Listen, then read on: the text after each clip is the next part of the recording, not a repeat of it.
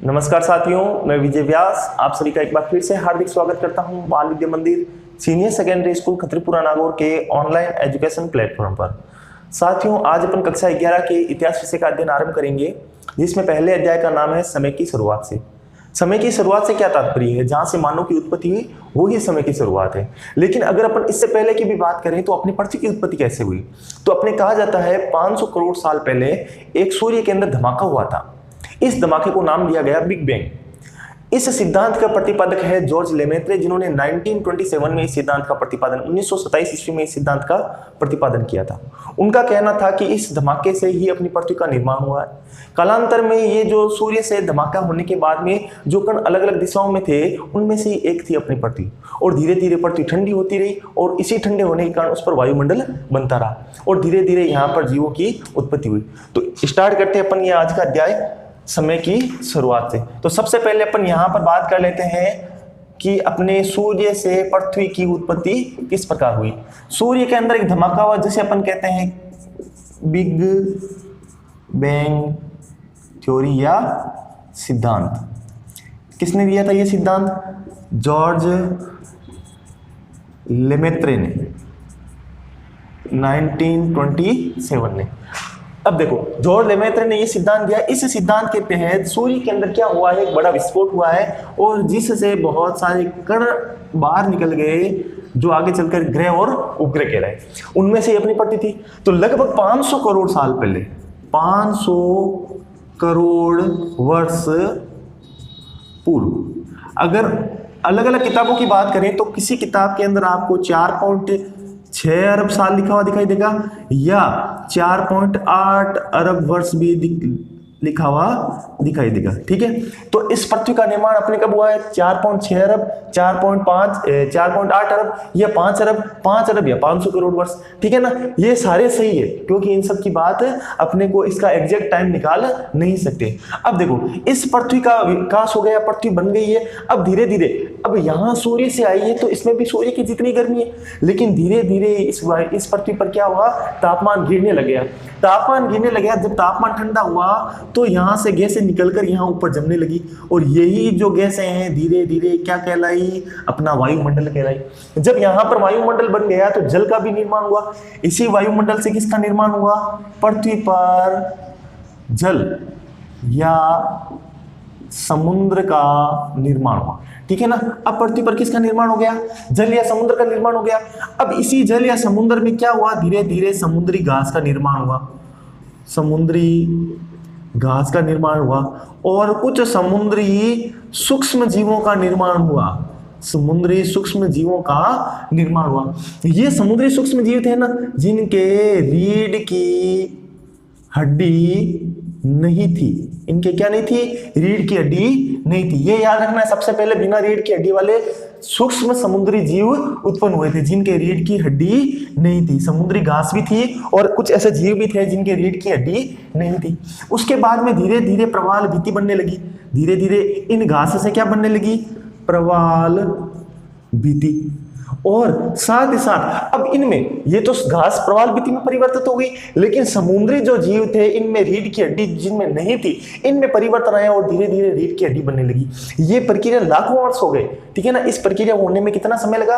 लाखों वर्ष लगे। अब धीरे धीरे इनमें रीढ़ की हड्डी आने लगी तो कौन बनने लगे?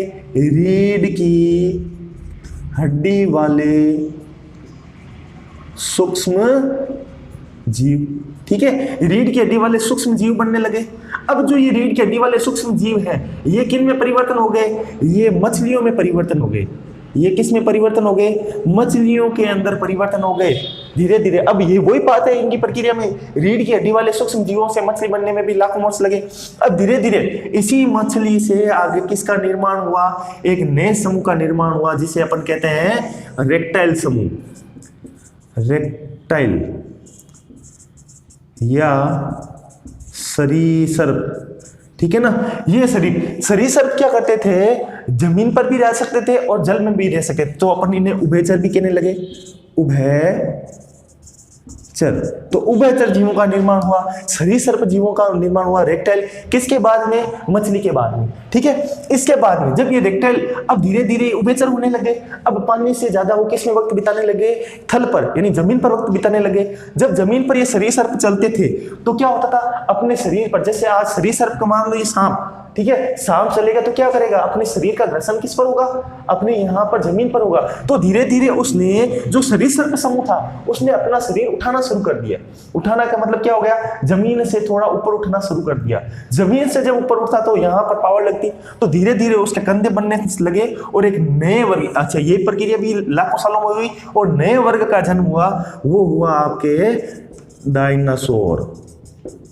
और इसी के अंदर अपन ये कह सकते हैं कंगारू, डायनासोर और कंगारू का जन्म हुआ। अच्छा, अगर मैं बात करता हूं कब हुआ, तो इसका काल था आपके जुरासिक कल्प, ठीक है ना, जुरासिक कल्प के अंदर हुआ। तो सबसे पहले अपने क्या बने थे, जल आया था, फिर समुद्री घास और सूक्ष्म जीव आए थे, सूक्ष्म जीवों के बाद में प्रवाल भित्ति आई थी, फिर मछलियां बनी थी, फिर धीरे धीरे रेप्टाइल बने, फिर रेप्टाइल से डायनासोर आ गए। अब देखो डायनासोर भी अलग परिवर्तन होने लगे, डायनासोर आकार बहुत बड़ा होता था, फिर धीरे धीरे इनमें भी परिवर्तन आया और नई प्रजाति आई कछुआ। अब धीरे धीरे अंतिम रूप में कछुआ आया। अब यहां पर ये कल्प, आगे अपन कल्प की बात करेंगे, ठीक है ना, ये कछुआ, और इससे आगे आया प्राइमेट, ये आगे प्राइमेट्स। प्राइमेट्स का तात्पर्य क्या होता है, स्तनधारी जीव। अब धीरे धीरे प्राइमेट, इनका काल माना जाता है 2.4 करोड़ वर्ष पूर्व। क्या किसका जन्म हुआ, प्राइमेट से, नहीं स्तनधारी जीवों का जन्म हुआ था। अब बात करते हैं कल्प की, तो अपनी पृथ्वी को समय में बांटा गया, कितने में, 3 भागों में बांटा गया। अपन बात करेंगे इनको कितने भागों में बांटा गया है, 3 भागों के अंदर। सबसे पहले महाकल्प, कितने महाकल्प है, 5 महाकल्प है। उसके बाद में युग, कितने युग है, 4 युग है। और 5 महाकल्प और 4 युगों के अंदर कल्प कितने हैं, कल्प का मतलब आएगा कहीं कहीं नाम आपके काल, ये है लगभग आपके 18। जब आप ज्योग्राफी भूगोल पढ़ोगे तब इन सब के बारे में अलग अलग अध्ययन करोगे, ठीक है ना। ये अपने पृथ्वी के एक समय है, महाकल्प, युग और कल्प। तो अपने को जो ये प्राइमेट्स आए थे, जो ये आए थे किस युग के अंदर आए थे, तृतीय युग के अंदर आए थे, तृतीय युग के अंदर आए थे, जिसमें कल्प कौन सा था आपके, टर्सियर या प्लायोसीन, प्लायोसीन कल्प के अंदर। बात आ गई क्या समझ में, ये प्राइमेट्स की उत्पत्ति। और जुरासिक की उत्पत्ति, ये डायनासोर और कंगारू की उत्पत्ति कब हुई है, जुरासिक कल्प के अंदर हो रखी है। जब आप भूगोल पढ़ोगे तो इन सब के बारे में विस्तार से देखोगे। और अपने यहाँ पर अपने को प्रमुख रूप से यहाँ देखना है, प्राइमेट्स की उत्पत्ति कब हुई थी, तीसरे युग के अंदर। तीसरे युग में कल्प कौन सा था, आपके टर्सियर या प्लायोसीन कल्प था। बात आ गई समझ में, तो एक बार इसका स्क्रीनशॉट लो, फिर अपन आगे चलते हैं। ले लिया होगा आपने स्क्रीनशॉट। अब अपन बात करते हैं, देखो ये तो अपने आगे प्राइमेट्स, क्योंकि अपने यहाँ पर काम के प्राइमेट्स है, क्योंकि प्राइमेट्स से आगे मानव की शुरुआत होगी, तो अपन यहाँ पर पहुंच गए, कहां पर, प्राइमेट्स तक पहुंच गए। और अब अपन आगे देखते हैं प्राइमेट्स से आगे मानव किस प्रकार बनता है। यहाँ पर प्राइमेट्स की उत्पत्ति अपन ने क्या कहा था, कब हुई है, 2.4 करोड़ यानी 240 लाख वर्ष पहले अपने प्राइमेट्स की उत्पत्ति हो चुकी है। तो अगला हेडिंग अपन डाल लेते हैं, मानव का विकास एवं उत्पत्ति। चलिए, मानव की उत्पत्ति एवं विकास। अपने को ये तो बात पता चल गई है कि पृथ्वी की उत्पत्ति कैसे हुई और पृथ्वी में जीव किस प्रकार आए। अब अपन बात करते हैं मानव की उत्पत्ति किस प्रकार हुई और उसका विकास किस प्रकार हुआ। तो मैं इसको 2 भागों में बांट लेता हूं। पहला भाग, ये भाग, इसमें अपन बात कर लेंगे उत्पत्ति की, कि भी मानव की उत्पत्ति कब हुई और उसका विकास किस प्रकार हुआ। इसके अंदर अपन बात किसकी कर लेंगे, उसका विकास किस प्रकार हुआ है। ठीक है, यहां पर थोड़ा सा शॉर्ट लिख देते हैं, इधर थोड़ी जगह रह जाएगी और अपन उनमें लिख देंगे किस किस प्रकार हुआ है। ये लो, अपन यहां पर लिख लेते हैं विकास। ठीक है, अब यहां पर थोड़ा ध्यान से देखना, मानव की उत्पत्ति। अब अपन ने थोड़ी देर पहले बात की थी मानव की उत्पत्ति कब हुई थी। मानव का मतलब अपन बात कर रहे हैं प्राइमेट्स की। प्राइमेट्स की उत्पत्ति हुई थी तृतीय युग में, तो लिख दो, ये लो, तृतीय युग में। कल कौन सा चल रहा था? टर्शियरी कल्प। एक और नाम था प्लायोसीन कल्प। ये लो, ठीक है। ये तो हो गया मानव की उत्पत्ति के बारे में। विकास किस रूप में हुआ था बताओ? अपन ने बात की थी प्राइमेट्स के रूप में हुआ था। विकास किस रूप में हुआ था? प्राइमेट्स के रूप में। और अपन ने प्राइमेट्स को ही क्या कहा है? स्तनधारी जीव। क्या कहा है? स्तनधारी जीव, ठीक है। और प्राइमेट्स के अंदर भी कैसे हुआ? ये लो, अपन इसको भी बता देते हैं। प्राइमेट्स के अंदर भी कैसे हुआ? सबसे पहले बना छछूंदर, फिर गोरिल्ला, फिर चिंपैंजी, फिर लंगूर, और फिर बने अपने कपी, जिसे अपन कहते हैं वानर। ये लो, बस ये अपना विकास है। अपने प्राइमेट्स का विकास कैसा है? इस प्रकार छछूंदर, गोरिल्ला, चिंपैंजी, लंगूर और कपी, ये सारे प्राइमेट्स के अंदर आते हैं। यानी सभी के सभी स्तनधारी। प्राथमिक दर्जे के स्तनधारी जीव कौन से थे? छछूंदर, गोरिल्ला, चिंपैंजी, इनके अलावा भी और है, लेकिन अपन ने प्रमुख नाम लिख दिए हैं, लंगूर और कपी, जिसे अपन कहते हैं वानर। बाकी अपने काम के नहीं है। सबसे ज्यादा काम का कौन सा है? अपने कपी। क्योंकि आपने कई बार सुना भी होगा, हमारे पूर्व जो लंबे समय से थे वो बंदर थे, तो अपन यहां पर हो गया कपी बंदर। कपी और वानर का मतलब ही क्या होता है? बंदर। तो ठीक है, अपने को काम कहा गया अपने कपी। अब इनको अपने को देखना नहीं, बस याद रखना है, बस ये भी हुआ करते थे। किसके अंतर्गत आते थे? ये प्राइमेट्स के अंतर्गत आते थे। अब अपना ध्यान रहना है कपी पर। देखो, कपी सबसे पहले परिवर्तन आया कपी के अंदर दो प्रकार का। सबसे पहले परिवर्तन आया रामापिथिकस। हालांकि ये जो रामापिथिकस में नाम लिख रहा हूं ना, ये एक प्रकार का कपी था। अपन इसको मानव का पूर्वज कहते हैं, लेकिन वास्तविक रूप से देखा जाए तो मानव, ये जो रामापिथिकस था, एक प्रकार का कपी था। कपी में थोड़ा सा परिवर्तन आया, लेकिन कपी की जगह मैं नाम ले लेता हूं बंदर, ठीक है ना। बंदर में कुछ थोड़ा सा परिवर्तन आया, लेकिन वो रहा बंदर का बंदर ही। तो रामापिथिकस भी एक प्रकार का बंदर ही था। अब रामापिथिकस क्या हुआ? रामापिथिकस दो श्रेणियों में बंट गया। रामापिथिकस क्या हुआ? दो श्रेणियों में बंट गया। ये कपी कहां पर रहते थे? तो कपी रहते थे आपके जंगलों के अंदर। रामापिथिकस भी कहां रहता था? रामापिथिकस भी कहां रहता था? जंगलों के अंदर। लेकिन रामापिथिकस के आगे परिवर्तन आया, एक छोटा सा परिवर्तन। क्या परिवर्तन आया? रामापिथिकस कुछ तो रह गया आपके जंगलों के अंदर, और कुछ आगे जंगलों से बाहर। कहां पर आ गए? मैदानों में। अब कहां पर आ गए हैं? मैदानों में। जो मैदानों के अंदर आ गए, इनके अंदर थोड़ा बहुत परिवर्तन आ गया। क्यों आ गया? क्योंकि डार्विन का एक सिद्धांत है। कौन सा? Survival of the fittest. यानी जो योग्य व्यक्ति होगा वही यहां पर रहेगा, यानी वही यहां सर्वाइव करेगा, अन्यथा वो खत्म हो जाएगा। तो वो मैदानों के अंदर आ गए। अब वो यहां सर्वाइव करने लगे। कुछ तो खत्म हो गए जो यहां पर मैदानों के अंदर, क्योंकि यहां पर जंगलों में तो कंदमूल फल आसानी से मिल जाते थे, यहां पर उनको दौड़कर शिकार करना पड़ता था। लेकिन इनमें से इनकी काबिलियत निकल कर आई और इनमें परिवर्तन होने लगा। जो जंगलों के अंदर रह गए उनको तो कहा गया महाकपि, और जो यहां पर मैदानों के अंदर आ गए वो कहलाए ऑस्ट्रेलियोपिथिकस। क्या कहलाए? ऑस्ट्रेलियोपिथिकस। वापस ध्यान से सुनो, रामापिथिकस था तो एक बंदरी, लेकिन उनमें से दो भाग हो गए। एक तो जंगलों के अंदर आ गया और एक कहां चला गया? आपके मैदानों में। जो मैदानों के अंदर आया उसको अब सर्वाइवल करना पड़ेगा। यानी कहने का तात्पर्य क्या होगा? उसको बहुत सारी कठिनाइयों का सामना करना पड़ेगा। जहां जंगलों में कल कंदमूल फल आसानी से मिल जाता था, अब उसको आसानी से नहीं मिलेगा। जब नहीं मिलेगा तो क्या करेगा? वो शिकार करेगा। शिकार ऐसे तो मिलेगा नहीं, उसको दौड़ना पड़ेगा, उसको पकड़ना पड़ेगा, उसको मारना पड़ेगा, और अगर नहीं मिला है तो कंदमूल कहीं से छीनकर खाने पड़ेंगे। तो धीरे धीरे उनमें विकास होना शुरू हुआ। यही विकास आगे मानव बनने की प्रक्रिया में काम आया। फिर अगला स्टेप जो मैदानों के अंदर आ गए वो क्या कहलाया? ऑस्ट्रेलियोपिथिकस। बात आ गई क्या समझ में? ऑस्ट्रेलियोपिथिकस कैसे बना? तो अब अपन देखते हैं सबका अलग अलग नाम। एक बार यहां तक तो हो गया, ऑस्ट्रेलियोपिथिकस आ गया। तो अपने सबसे पहले कौन आए? सबसे पहले आए भाई अपने कपी, जिन्होंने अपन ने कहा था वानर, ठीक है। इसके बाद में कौन आए? यानी ये तो कौन सा थे? प्राइमेट्स। प्राइमेट्स का काल अपन ने लिखा था यहां पर 2.4 करोड़।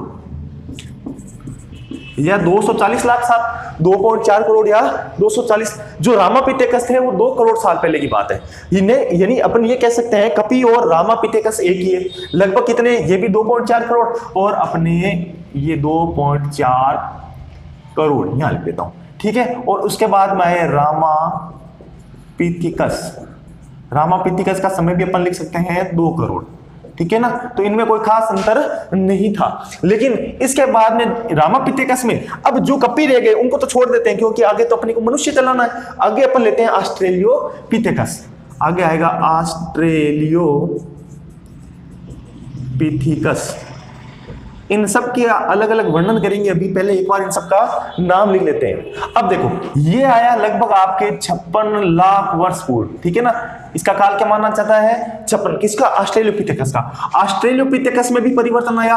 अब यहां से ऑस्ट्रेलियोपिथेकस को हमारा आदि पुरुष या अपन ये कह सकते हैं मनुष्य का या मानव का पूर्वज कहा जाता है, क्योंकि यहां से विकास की गति शुरू हो गई। विकास का क्रमिक प्रभाव यहां से पड़ा, विकास का क्रम यहां से शुरू हुआ, मानव विकास की कड़ी यहां से शुरू हुई। और आपका अध्याय भी 11वीं कक्षा में ऑस्ट्रेलियोपिथेकस से ही शुरू होता है। तो सबसे पहले आ गया आपने ऑस्ट्रेलियोपिथेकस, उसके बाद में आता है होमो हिबिलस। होमो हिबिलस के बाद में होमो इरेक्टस। होमो इरेक्टस के बाद में निएंडरथल मानव, और उसके बाद में क्रोमोगेनम, और उसके बाद में होमो सेपियंस, ठीक है। ये आपकी कड़ी होगी।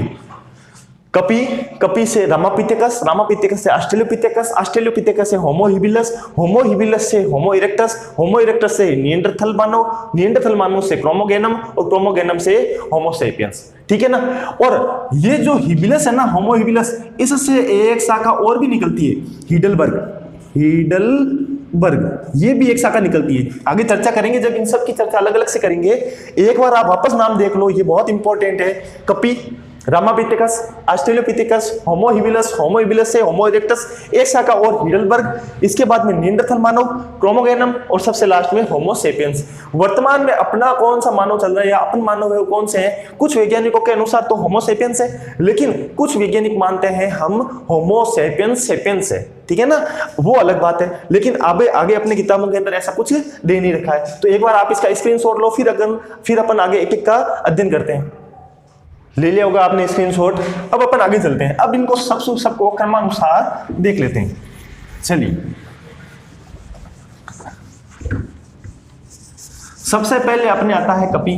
कपि जंगलों के अंदर था, जंगल से बाहर आ गए, यानी थोड़ा सा बाहर आया, थोड़ा सा विकास हुआ, तो नाम क्या हो गया उसका, परिवर्तन होकर रामापिथेकस। रामापिथेकस अपने पूर्वज थे कहा जाता है, लेकिन वास्तविक रूप से देखा जाए तो कौन थे, ऑस्ट्रेलियोपिथेकस। एक और बात, रामापिथेकस अपने 1930 में अपने भारत में भी एक खोज हो चुकी है। 1930 ईस्वी में किसके द्वारा, रिचर्ड लेवी के द्वारा। कहां पर हुई थी, शिवालिक की पहाड़ियों के अंदर, शिवालिक पहाड़ियों में। किसकी, रामापिथेकस। 1930 ईस्वी में रिचर्ड लेवी द्वारा शिवालिक पहाड़ियों में रामापिथेकस के साक्ष्य की खोज भारत में भी की गई। तो भारत में भी अपनी एक शाखा मिली है, किसकी, रामापिथेकस की, और वो कहां पर मिली है अपने को, शिवालिक की पहाड़ियों में। ये अपने पूर्वज हैं, लेकिन पूर्वज क्यों नहीं कहलाते हैं, क्योंकि इनमें क्रमिक परिवर्तन नहीं आया, क्योंकि इनकी एक शाखा कपि भी है, ये खुद कपि है, और इनकी एक शाखा क्या किस रूप में चली गई, कपि के रूप में। आगे ऑस्ट्रेलियोपिथेकस आया, इसके बाद में पूर्ण रूप से मानव बने, इनकी कोई शाखा कपि के रूप में नहीं गई। इसीलिए अपन रामापिथेकस से शुरू जरूर होते हैं, लेकिन अपना पूर्वज अपन अगर नाम आ जाए कि पूर्वज कौन है, यानी आदि पुरुष कौन है मनुष्यों का, तो आप कहोगे ऑस्ट्रेलियोपिथेकस। अगर आपके चारों ऑप्शन दे रखे हैं और ऑप्शन में रामापिथेकस और ऑस्ट्रेलियोपिथेकस दोनों है, तो आप सही करोगे ऑस्ट्रेलियोपिथेकस को। लेकिन ऑस्ट्रेलियोपिथेकस हो ही ना, और केवल रामापिथेकस दे रखा है तो आप रामापिथेकस को सही करोगे। बात आ गई ना समझ में। अगर दोनों ऑप्शन में है तो पहला ऑप्शन आपके राइट होना चाहिए, वो है आपका ऑस्ट्रेलोपिथेकस। अब अपने अगला नंबर लेते हैं। सबसे पहले नंबर 1 ऑस्ट्रेलियोपिथेकस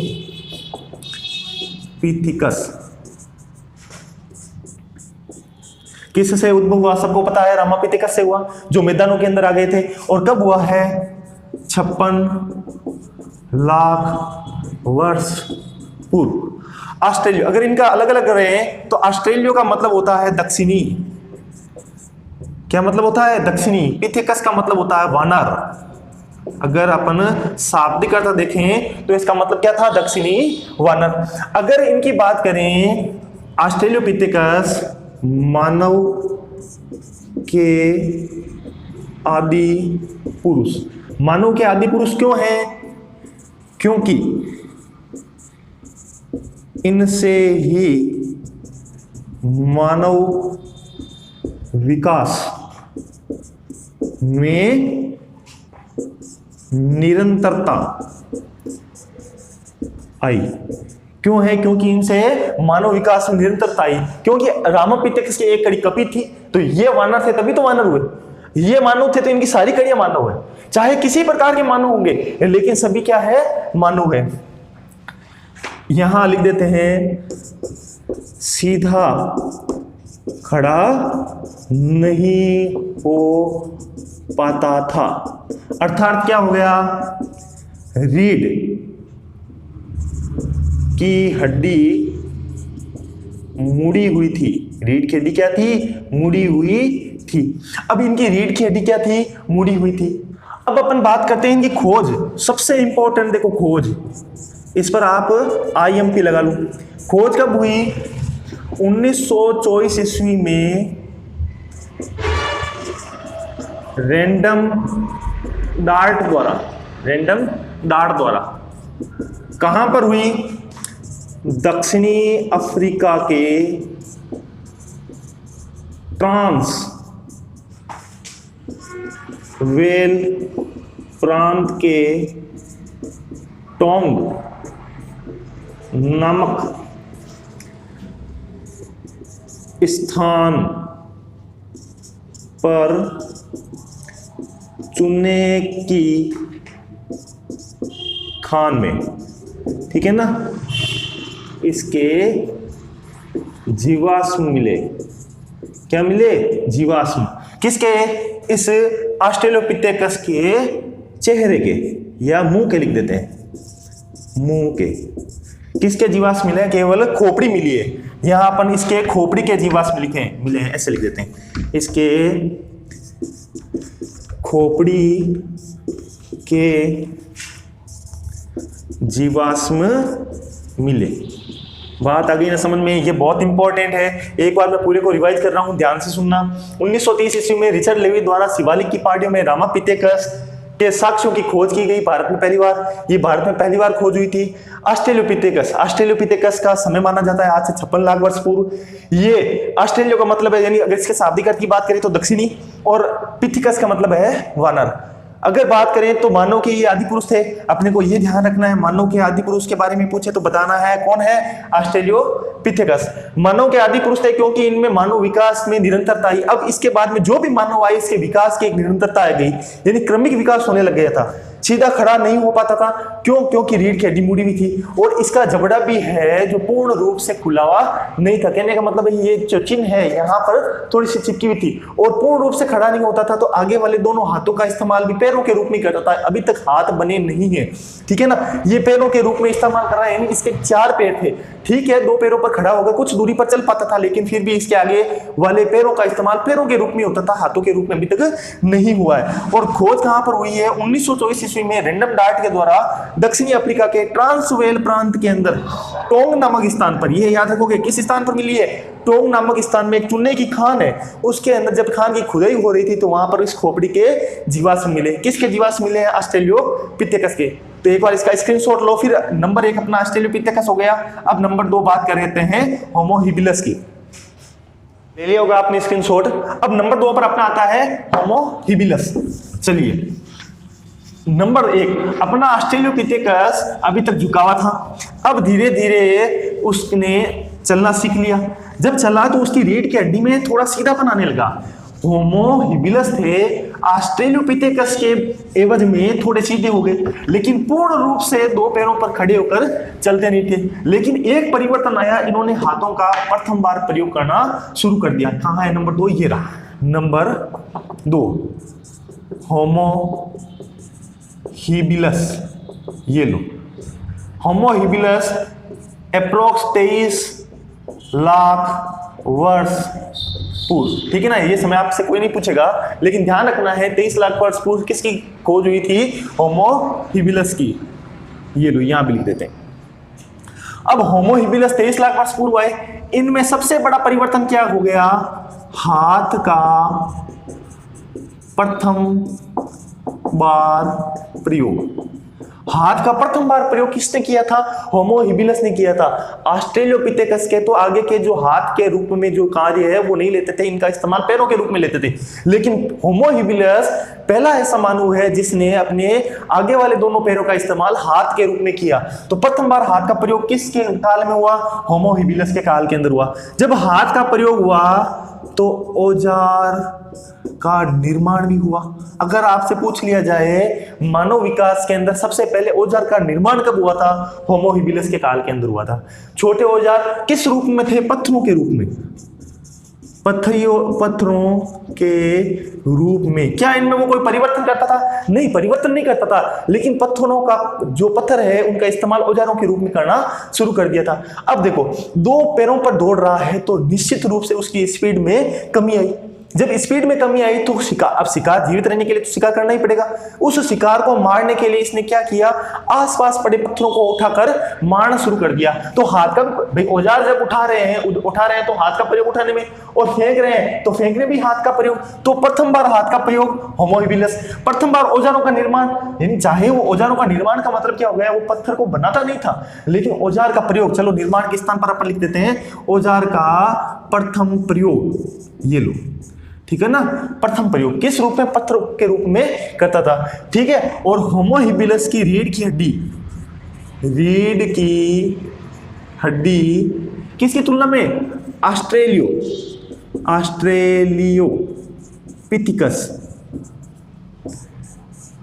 की तुलना में सीधी थी।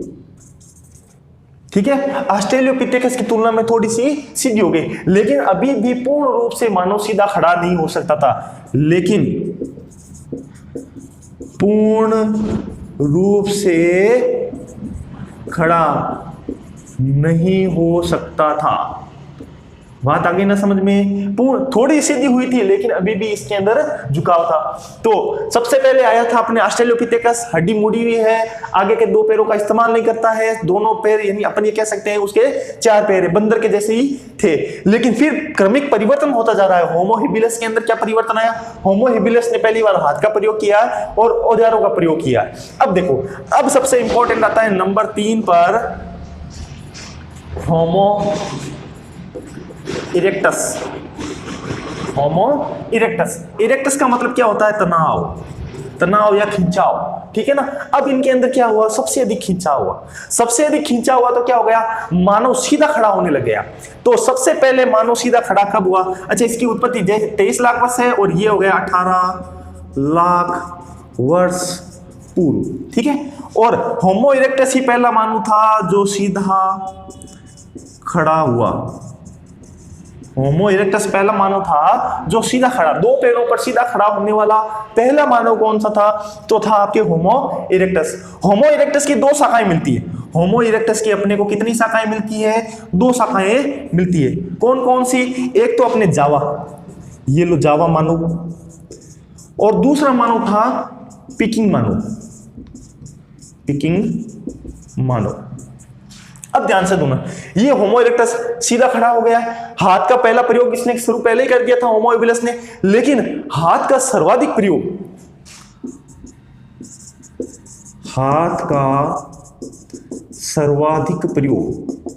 किसने शुरू किया था? पिकिंग मानव ने।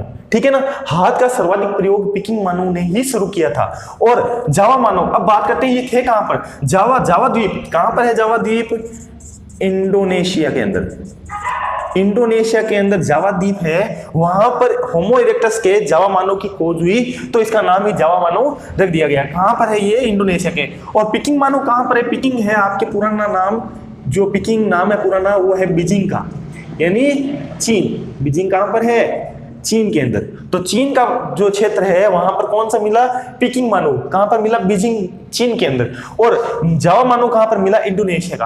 अब ये तो हो गया, दोनों में अंतर, खड़े होने लग गए, हाथ का प्रयोग सबसे ज्यादा ये करने लग गया। लेकिन दोनों में एक समानता थी, जो सबसे बड़ी समानता थी, क्या थी, ये दोनों नरभक्षी थे।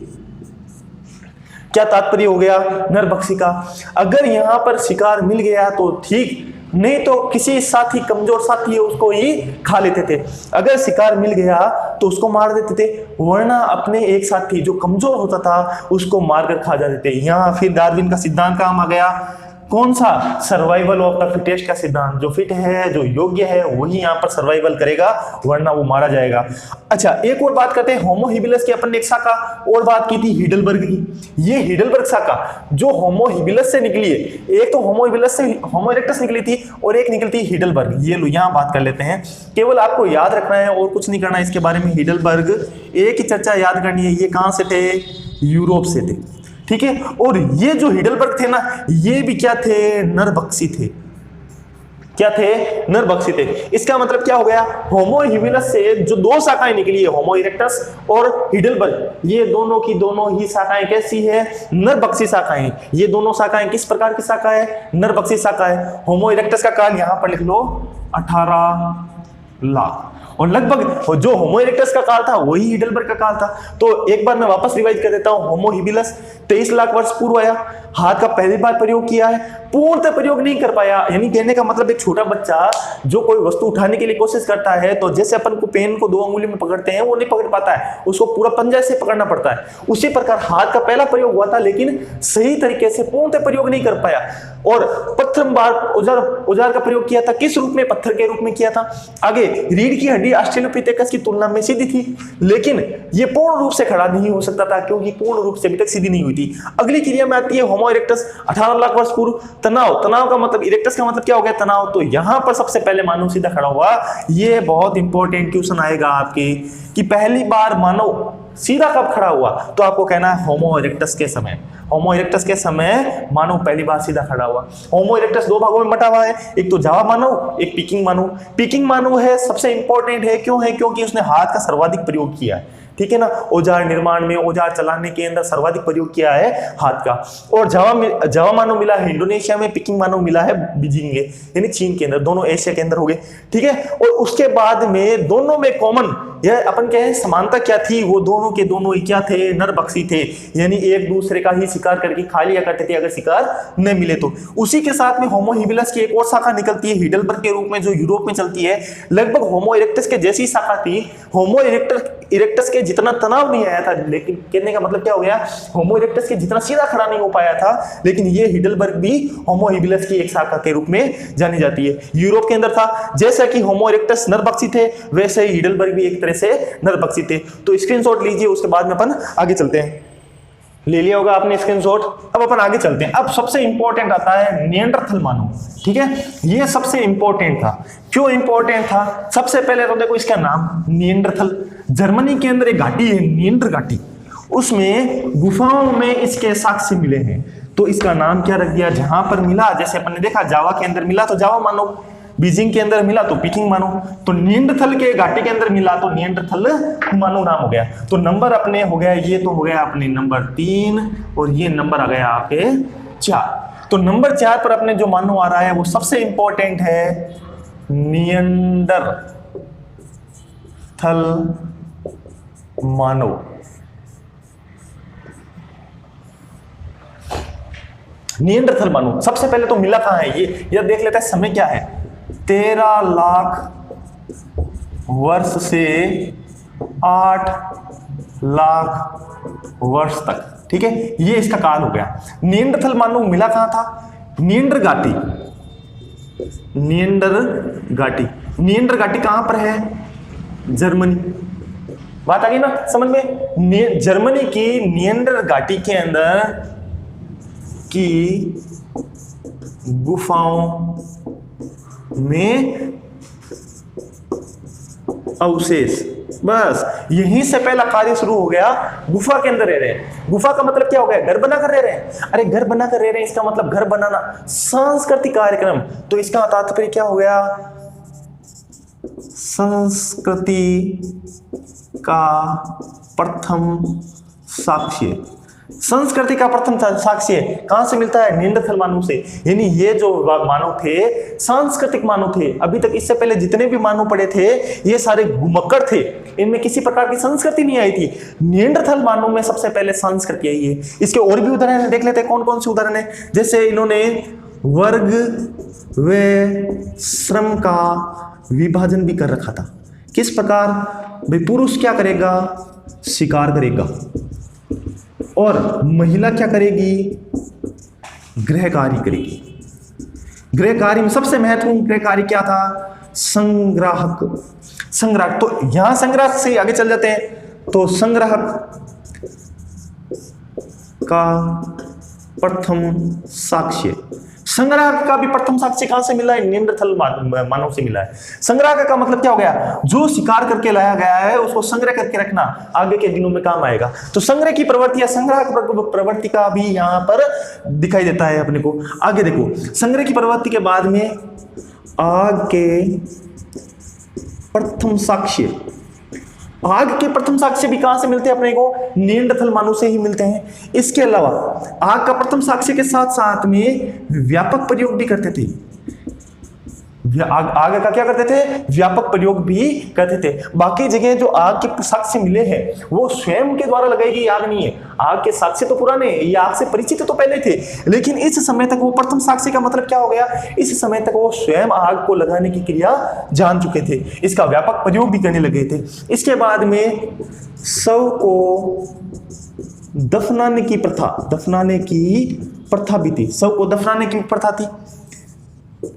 चित्र व लिपि का दीवारों पर अंकन। जो यहां पर गुफाएं मिली है, कौन सी गुफा? निएंडरथल घाटी के अंदर, वहां पर दीवारों पर चित्र व लिपि का भी अंकन किया हुआ है। तो अपने को भी पता चलता है कि भी इनको चित्रकला का भी ज्ञान था। जब कला था तो संस्कृति आ गई अपने आप। लिपि थी इनके पास में तो अपने भावों की अभिव्यक्ति थी, तो फिर संस्कृति आ गई। तो अपन ये कह सकते हैं निएंडरथल मानव ही सांस्कृतिक मानव था। सांस्कृतिक मानव, निएंडरथल मानव कैसा था? सांस्कृतिक मानव था। नंबर 5 पर अपने आ जाएगा क्रोमोगेनम। क्रोमोगेनम है, ये बड़ा इंपॉर्टेंट है। क्यों इंपॉर्टेंट है? चलो यहां पर ही लिख देता हूं क्रोमोगेनम का। बस ये दो ही पॉइंट रहे हैं अपने, क्रोमोगेनम और होमो सेपियंस, जो अपने नंबर 5 पर है अपना क्रोमोगेनम। क्यों है? क्योंकि मस्तिष्क का सर्वाधिक प्रयोग, मस्तिष्क का सर्वाधिक प्रयोग किसने किया था? भाई क्रोमोगेनम ने किया था। अगर कह दिया जाए मस्तिष्क का सर्वाधिक प्रयोग करने वाला मानव कौन सा है, तो क्रोमोगेनम। आप कहोगे सर ये कैसे हो सकता है, क्रोमोगेनम कैसे कर सकता है? देखो थोड़ा छोटा सा उदाहरण देता हूं। आज वर्तमान में लगभग 500 प्रकार के मोबाइल चलते होंगे, ये इससे भी ज्यादा, लेकिन अपन ने इनकी खोज किसने की अपने को पता ही नहीं। बहुत सारी कंपनी आती है, बहुत बड़ी बड़ी कंपनी आती है, लेकिन सबसे पहले फोन का आविष्कार किसने किया अगर पूछ लिया जाए तो सबको पता है ग्राहम बेल ने किया। ग्राहम बेल ने किया। अब जो ग्राहम बेल के द्वारा बनाया गया फोन और वर्तमान का जो फोन है उसमें तो बहुत बड़ा अंतर है। आज वाला फोन तो बहुत विकसित फोन है, उसमें सभी कार्य किए जा सकते हैं, और यहां तो बात ही बड़ी मुश्किल से होती थी। तो लेकिन फोन का आविष्कार की जब बात आएगी तो ज्यादा दिमाग किसने लगाया? भाई ग्राहम बेल ने लगाया। तो जब स्टार्टिंग की बात आती है, जहां से स्टार्ट हो जाता है ना वो कार्य, तो इसका मतलब उसका दिमाग अपने से ज्यादा है। अपन ने तो उसकी कॉपी की है, लेकिन पहला दिमाग किसका लगा है तो उसका दिमाग अटक रहेगा। ठीक इसी तरह क्रोमोगेनम में सर्वाधिक दिमाग क्यों था? क्योंकि आधुनिक क्रियाओं के अंदर सर्वाधिक कार्य इसी के द्वारा शुरू किए गए थे। ठीक है, तो अपने को बस एक ही बात याद रखनी है, मस्तिष्क का सर्वाधिक प्रयोग कौन करने वाला मानव था? क्रोमोगेनम था। उसके बाद में आए होमो सेपियंस। होमो सेपियंस के बारे में अपने को केवल 1-2 बातें ही याद रखनी है कि इसको कहते थे प्रज्ञा मानव। यहां पर आपको दिखाई दे जाएगा, यहां लिख देता हूं नंबर 6, यहां 6 नंबर लगा देता हूं।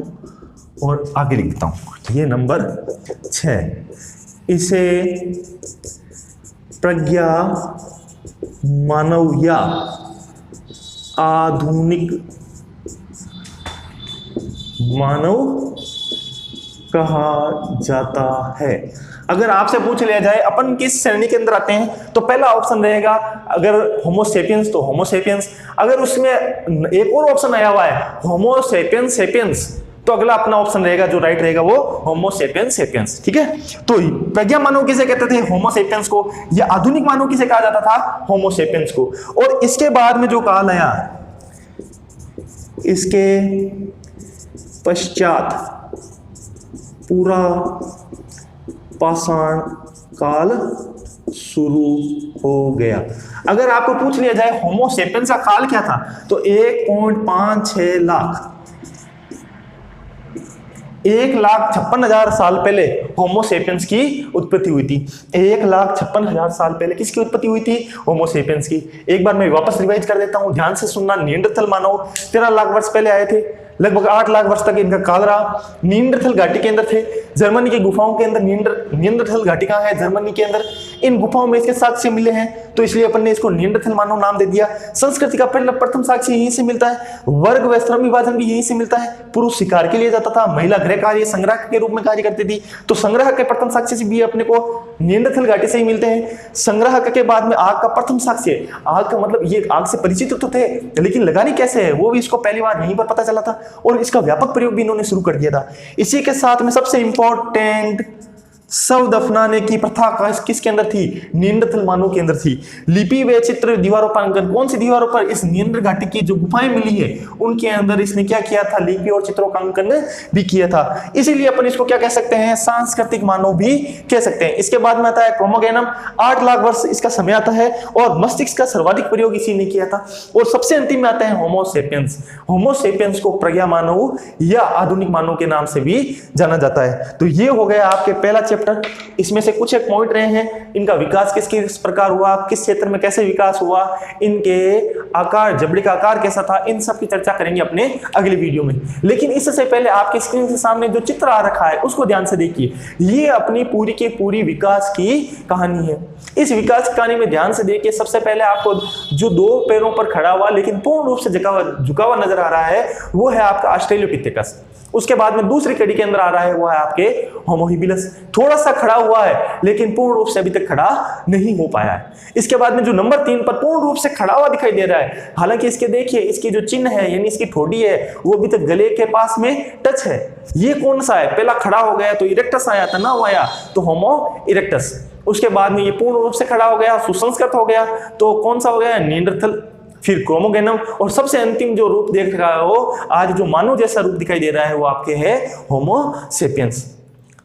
तो आपको चित्र देखकर ये थोड़ा सा अंदाजा हो गया होगा कि किस प्रकार ये सारे थे। तो एक बार वीडियो को रिवाइज करके देखना, और आगे की जो बातें हैं वो अपन अगले वीडियो में करेंगे।